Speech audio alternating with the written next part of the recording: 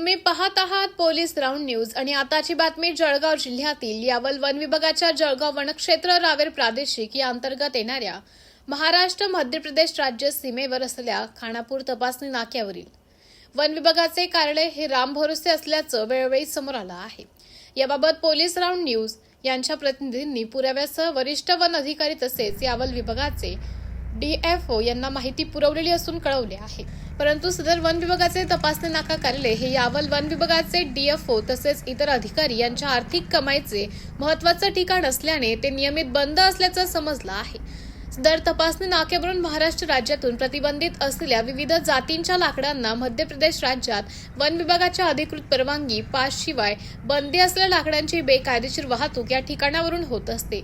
या विविध जातींच्या प्रलंबित लाकडांची बेकायदेशीर वाहतुकीतून वन विभागाचे DFO यांचे अवैध लाकडांच्या व्यापाऱ्यांची आर्थिक हितसंबंध असल्यामुळे विभागीय DFO यांच्या आदेशानुसारच संबंधित खानापूर येथील वन विभागाच्या तपासणी नाक्यावर कोणतीही नाकेदार थांबत नसल्याची परिसरात चर्चा आहे। कारण वन विभागाच्या खानापूर तपासणी नाक्यावर नाकेदार थांबले असता किंवा सदर तपासणी नाका सुरू असता तर या ठिकाणावरून मध्य प्रदेश राज्यात बेकायदेशीर लाकडांची वाहतूक करणे अशक्य असल्याने तथाकथित लाकडांचे व्यापारी हे विभागीय DFO यांचे संपर्कात असून त्यांच्या मार्फत सदर तपासणी नाका वाहतूक दरम्यानच्या काळात बंद ठेवण्याचे साटेलोटे घडवत असल्याचं तपासणी नाका परिसरातून समजलं।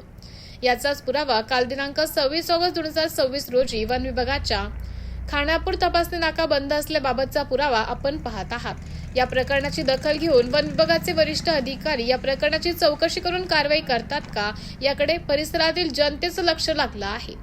पोलीस राऊंड न्यूजचे मुख्य संपादक शेखर सोनवणे यांचा रिपोर्ट, रावेर, महाराष्ट्र।